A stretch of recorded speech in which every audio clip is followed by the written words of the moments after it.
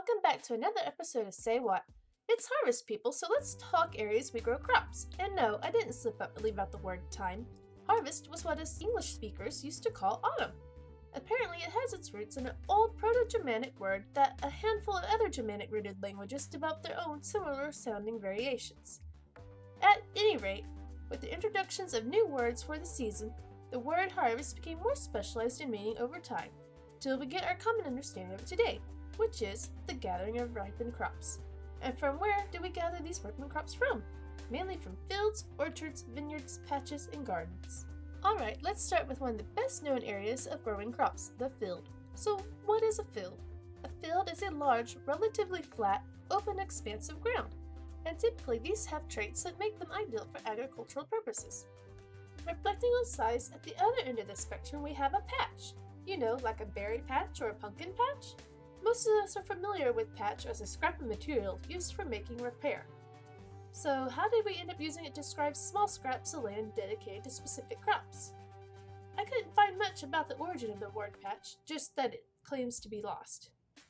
But I suspect its use as an adjective in agriculture has to do with the size of the amount of land it takes up, and the fact that it tends to get dedicated to a specific type of crop. Sort of like someone decided they wanted to grow such and such a crop in addition to what they were already growing and said, hey, we can use this small scrap between these two sections. Also on the smaller end, size-wise, is the garden. Now, gardens are not always crop producers.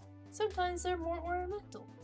Best I could understand origin-wise is that garden is from really old Germanic language roots, possibly as old as Proto-Indo-European, and also relates to an enclosure, which I suppose makes sense when you think on it.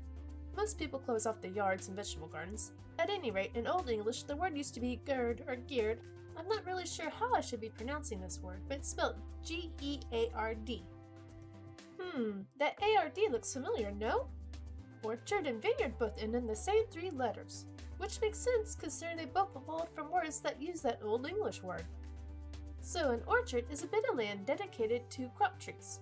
Most commonly we think of fruit trees when we hear orchard, and that makes sense since orchard evolved from the Old English orchard, which meant fruit garden, which itself evolved from an even older work garden, which meant vegetable garden. Kind of funny to think we got a fruit garden from a vegetable garden. Moving on to our second ARD word, vineyard, which is exactly what it sounds like, more or less. It's a vine garden, typically one full of grapevines with the end goal of wine production. Which, funnily enough, brings us back to its origins. Yep, the word used to be wineyard, which itself used to be winegird. And there's that gird again.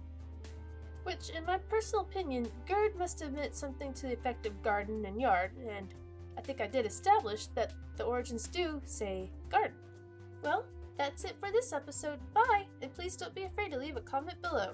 Till next time, why don't you go chill in your gird, whether it be a garden or just a yard, and enjoy the lovely harvest weather.